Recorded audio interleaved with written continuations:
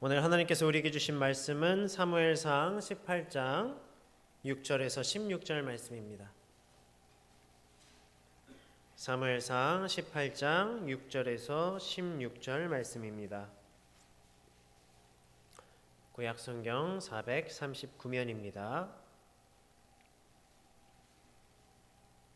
사무엘상 18장 6절에서 16절 우리 번갈아가면서 읽고 마지막 16절은 함께 읽겠습니다.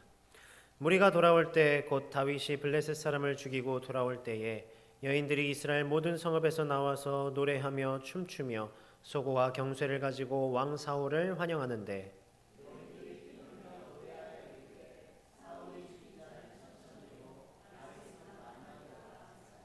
사울이 그 말에 불쾌하여 심히 노하여 이르되 다윗에게는 만만을 돌리고 내게는 천천만 돌리니 그가 더 얻을 것이 나라 말고 무엇이냐 하고 그 이튿날 하나님께서 부리시는 악령이 사울에게 힘있게 내림에 그가 집안에서 정신없이 떠들어대므로 다윗이 평일과 같이 손으로 수금을 타는데 그때에 사울의 손에 창이 있는지라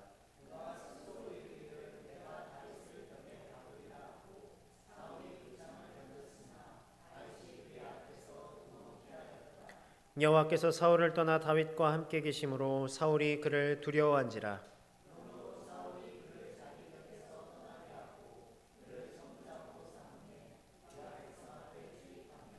다윗이 그의 모든 일을 지혜롭게 행하니라 여호와께서 그와 함께 계시니라.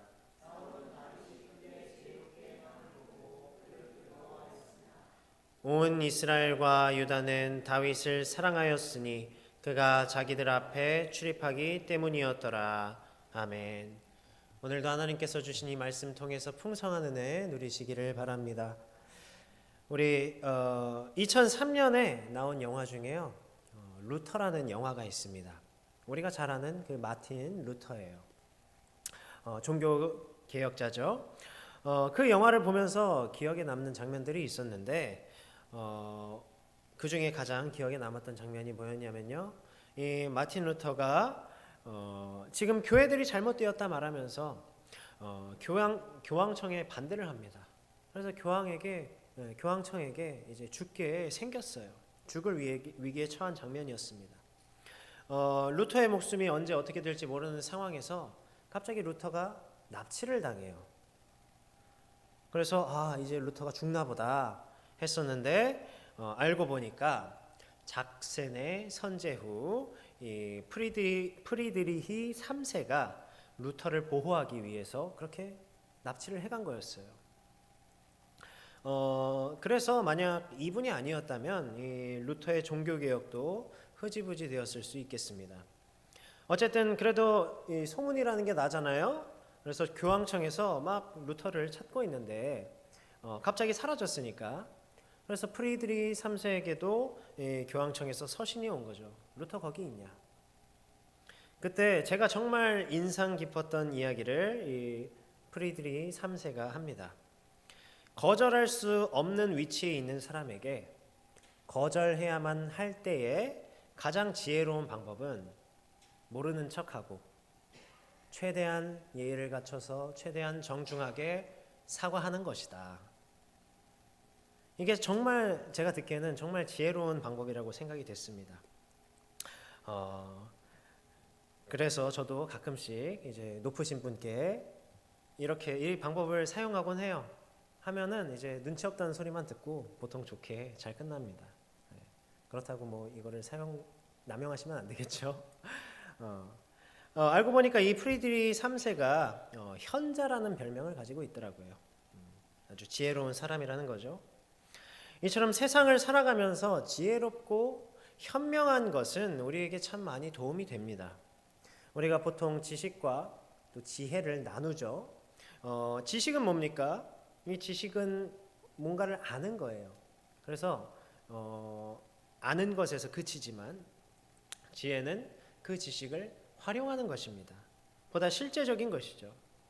그래서 우리가 지식 있는 사람보다 지혜로운 사람이 되기를 다들 원하시지 않습니까? 그런데 성경에서도 바로 이러한 지혜에 대해서 굉장히 이야기를 많이 해요. 또 뭐 잠언이나 이런 것에서도 지혜에 대한 이야기가 많이 나오고요. 또 지혜하면 누가 떠오르죠? 솔로몬. 그렇죠. 솔로몬이 떠오르지 않습니까? 근데 이 솔로몬보다 먼저 지혜롭다 평가받은 자가 있었습니다. 오늘 말씀은요, 이제 다윗이 하나님의 이름으로 나아가서 골리앗을 죽이죠. 쓰러뜨립니다. 하나님께서 골리앗을 이기게 하셨어요. 그러니까 이때 어떻겠습니까? 온 이스라엘이 아주 이 골리앗에 또 블레셋에 벌벌 떨고 있었는데 난리가 난 거죠. 절대로 이길 수 없을 것 같았던 한 소년이 이 거대한 거인을 쓰러뜨리니까 아주 난리가 난 겁니다. 그래서 사울에게 다윗을 인도합니다. 사울이 묻습니다. 누구의 아들이냐? 도대체 네 집 아들내미가 이렇게 훌륭하냐? 하는 거죠. 이새의 아들입니다. 이렇게 이야기를 하고 나니까 이제 사울의 아들 요나단의 마음이 굉장히 그 다윗에게 끌린 거예요. 왜 그랬겠습니까? 자기 아버지 사울은 이제 하나님을 점점 떠나고 하나님을 멀리하고 하나님과 함께하지 못하고 있는데 이 사울은 점점 하나님의 영이 떠나가고 하나님을 떠나서 이 하나님 안에서 마음을 나누기가 어려운데 바로 앞에 나와 같은 그 믿음, 하나님께서 모든 것을 이기시고 모든 것을 능히 행하실 거라는 그런 같은 믿음을 가지고 하나님을 섬기며 하나님의 이름으로 나아가는 전우가 있다는 것이 얼마나 든든했겠어요. 우리도 그렇죠. 우리 각자의 일터에서 한번 생각을 해보세요. 각자의 가정에서 이 믿음 안에 있는 동료나 가족이 있으면 얼마나 든든합니까? 세상에 이리 치이고 저리 치이는데 나와 같은 믿음을 가지고 같은 소망을 함께 나눌 수 있는 사람이 있다면 정말 그것으로 힘이 되잖아요. 그러한 의미에서 우리 성도님들이 함께 이 자리에 모여서 우리가 함께 예배드린다는 것이 정말 서로에게 큰 힘이 되고요. 또 큰 위로가 됩니다. 그래서 요나단이 다윗과 여호와 하나님을 섬기는 믿음 안에서 우정을 쌓아가는 모습이에요. 사울은 이 다윗을 이제 여기저기 출정을 시킵니다. 블레셋을 무찌르기 위해서 전쟁 가운데에서 그러한 이 블레셋과의 전투를 맡기는데 이 다윗의 평가를 오늘 말씀에서 어떻게 하고 있죠? 우리 5절을 한번 같이 읽겠습니다. 18장 5절입니다. 다윗은 사울이 보내는 곳마다 가서 지혜롭게 행하매 사울이 그를 군대의 장으로 삼았더니 온 백성이 합당히 여겼고 사울의 신하들도 합당히 여겼더라. 아멘. 그러니까 그렇게 출정하는 곳마다 다윗이 어떻게 행했다 그랬죠? 지혜롭게 행했다 그랬어요. 지혜롭게 행하니까 군대의 장으로도 삼고 또 그 모습을 모두가 인정하는 거죠. 그러한 다윗의 지혜로운 행동들로 인해서 전장에서도 승승장구합니다. 그래서 승리하여 돌아올 때 오늘 읽은 말씀이죠. 여인들이 나와서 노래하고 춤추고 이제 사울 왕을 환영하는데 그 승리한 그 이스라엘 군대를 환영하는데 이렇게 노래하는 거예요. 사울이 죽인 자는 천천히요 다윗이 죽인 자는 만만히로다. 사실 이 노래의 의미는 사울과 다윗이 정말 많고 많은 원수들을 죽였다라는 의미죠. 왜냐하면 천이든 만이든 이 히브리 숫자의 의미로 보면요 모두 많은 수를 나타내는 그런 보편적인 숫자였기 때문입니다. 그런데 이제 사울은 그 시기심이 드는 거예요. 왜 나는 천인데 다윗은 만이냐? 점점 이 다윗이 떠받들여지는 것 같고 점점 나보다 다윗이 뭔가 잘하는 것 같고 그러니까 점점 다윗이 미워집니다. 사울이 다윗을 죽이려고도 하지만 번번이 피해요. 다윗은 거기에서 또한 지혜롭게 행동합니다. 맞서지 않고 피하기만 하면서 지혜롭게 행동하죠. 14절에서도 다윗에 대해서 이렇게 말합니다. 우리 한번 같이 읽겠습니다. 14절입니다. 다윗이 그의 모든 일을 지혜롭게 행하니라.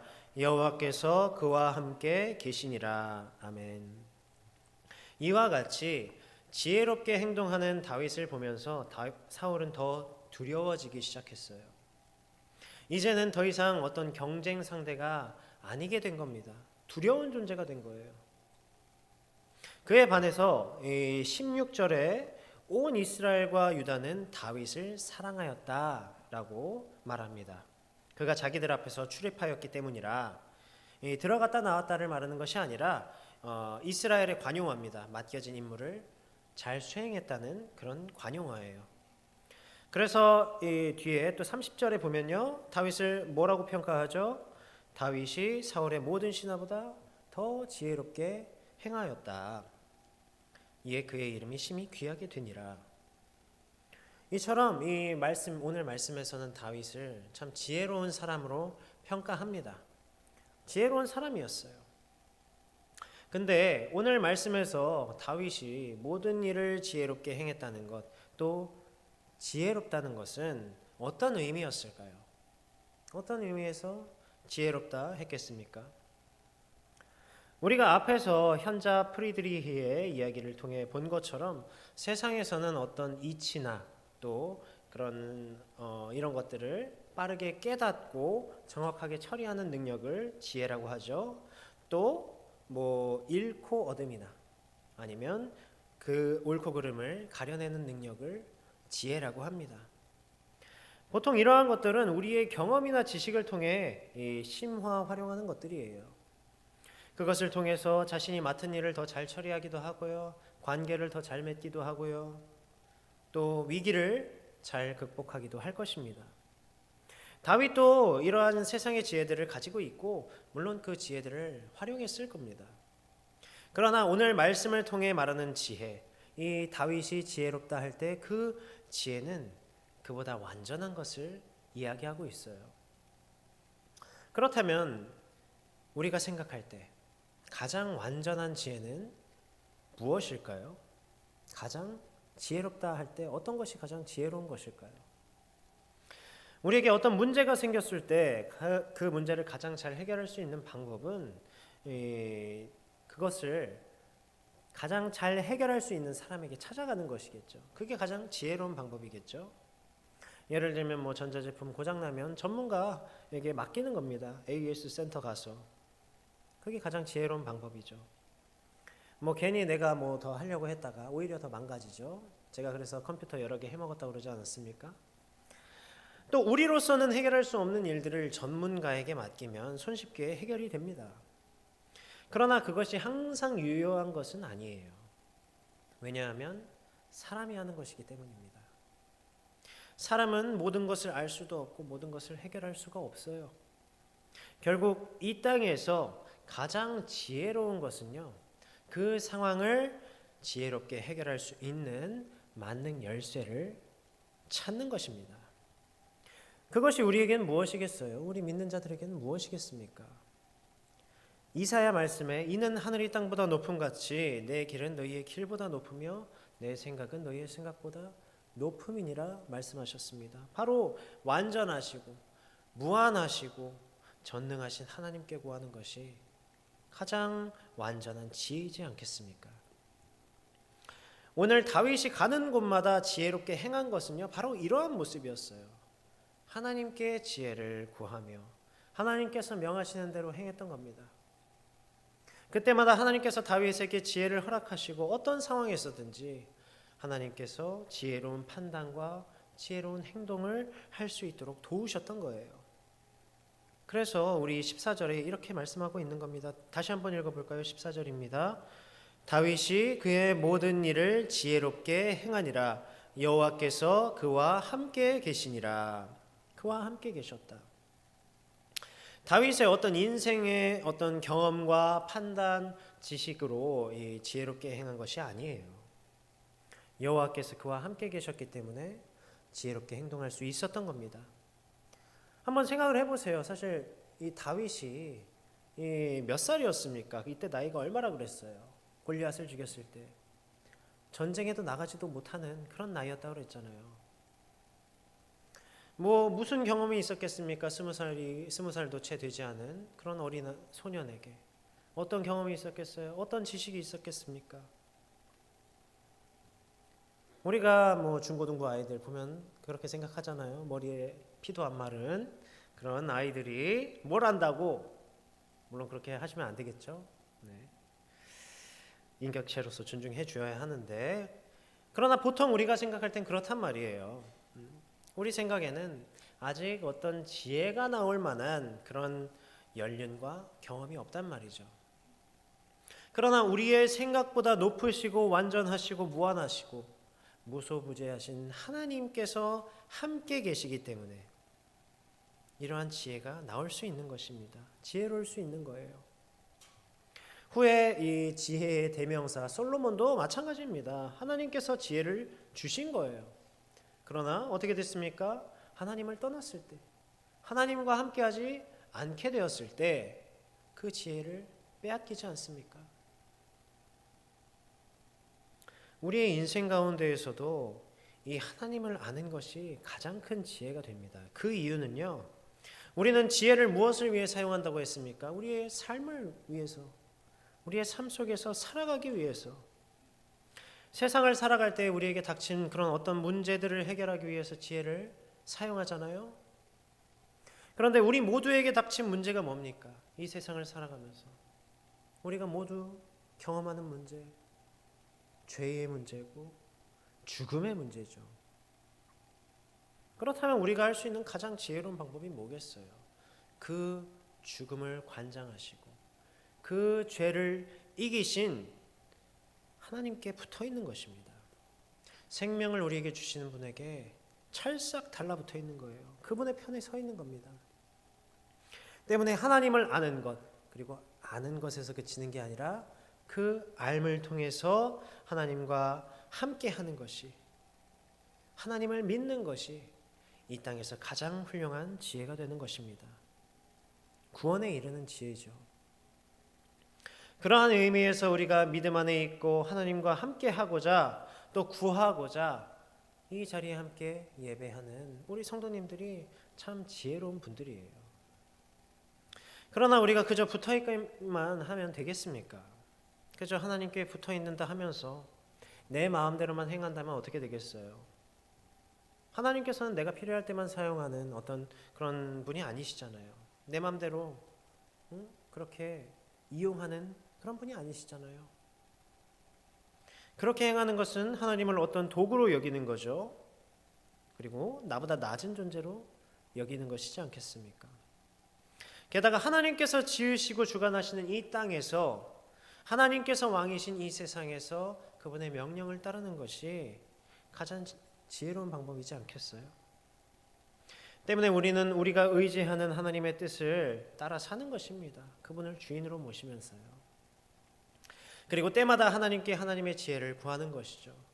그게 바로 오늘 다윗이 지혜롭게 행했다, 바로 그러한 모습이고, 이 다윗을 지혜롭다 평가하는, 이 말씀에서 평가하는 그런 이유인 것입니다. 하나님께서 함께 하시는 자에게는 특별한 힘이 있습니다. 하나님께서 지혜를 주시는 자에게는 어떤 놀라운 능력이 있어요. 우리 15절, 16절을 다시 한번 읽어보겠습니다.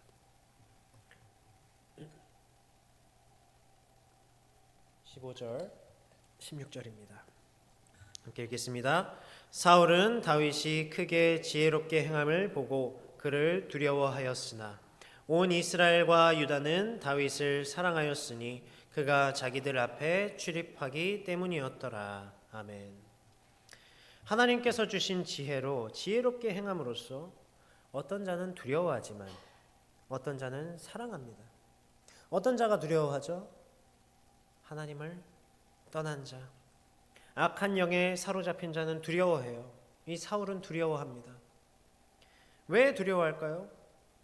왜냐하면 그 모습 가운데 하나님의 모습이 보이기 때문에, 나에겐 없는 그 하나님의 모습이 보이기 때문에 두려운 거예요. 때문에 하나님의 그 지혜를 시기하고 질투하며 끊임없이 공격하는 겁니다. 우리는 그때마다 더욱 하나님 의지하고 하나님과 함께하며 하나님의 지혜를 구해야겠죠.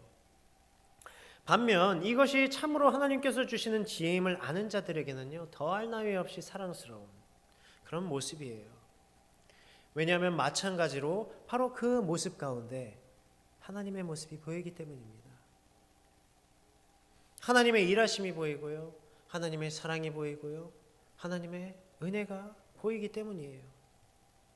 경험되기 때문입니다. 이러한 점에서 볼 때에 우리의 삶 속에서 이 지혜롭게 행동하는 것은요, 결국 하나님께서 기뻐하시는 행동을 하는 겁니다. 하나님의 말씀이 나타나는 삶, 하나님의 사랑이 드러나는 행동, 하나님의 질서가 세워지는 말, 바로 그것, 그를 통해서, 그러한 모습을 통해서 바로 하나님의 모습이 보이는, 하나님과 함께함이 나타나는 것이 지혜롭게 행동하는 우리의 모습이에요. 사랑하는 성도 여러분, 우리의 인생 가운데에서 바로 이처럼 지혜롭기를 원합니다. 다른 것이 지혜가 아닙니다. 가장 완전한 지혜이신 하나님과 함께하는 것이, 그것이 바로 지혜예요. 오늘 여호와 하나님께서 다윗과 함께 하셨던 것처럼 우리와 함께 하시는 하나님을 우리가 떠나지 않고 오직 우리의 하나님 붙들고 그분의 지혜를 구하시기 바랍니다. 우리의 삶 가운데에서 하나님의 지혜로 분별하고요, 하나님의 지혜로 행동하시고요, 바로 그를 통해서 우리가 하나님의 모습을 나타냄으로써 이 땅의 악한 자들은 우리를 두려워하고 하나님의 모습을 본 자들에게는 사랑받는 그 기쁨과 평안을 누리는 저와 여러분 되시기를 간절히 바랍니다. 우리 함께 찬양하겠습니다. 나의 영혼이 함께 찬양하겠습니다.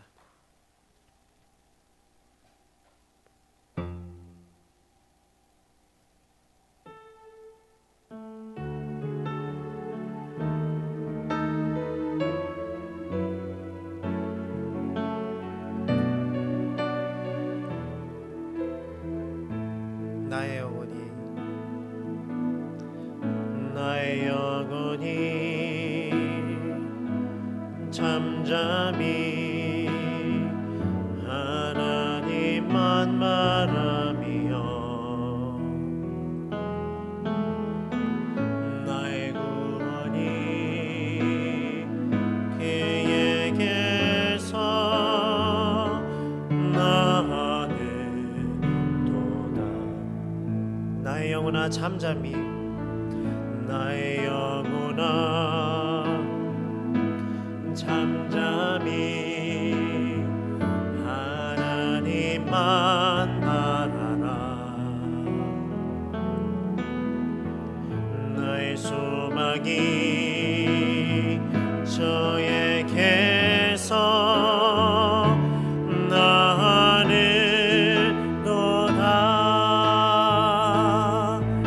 오직 주만이 나의 반석, 나의 구원이시니.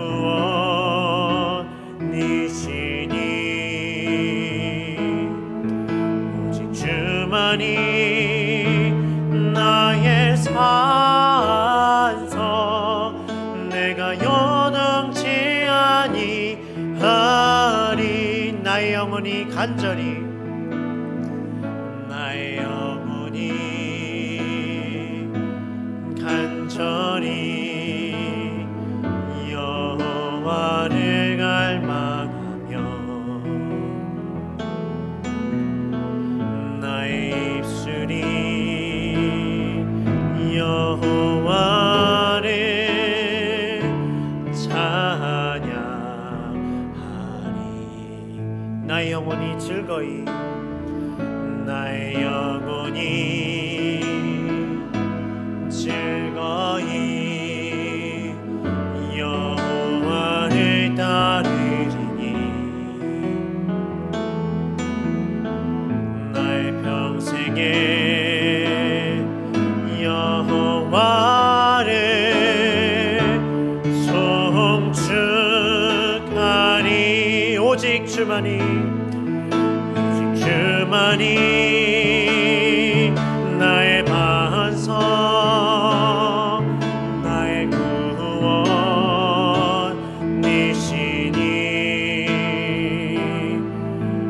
주만이 나의 산석,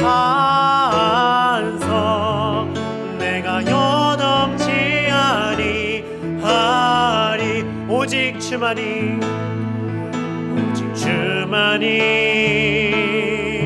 나의 반석,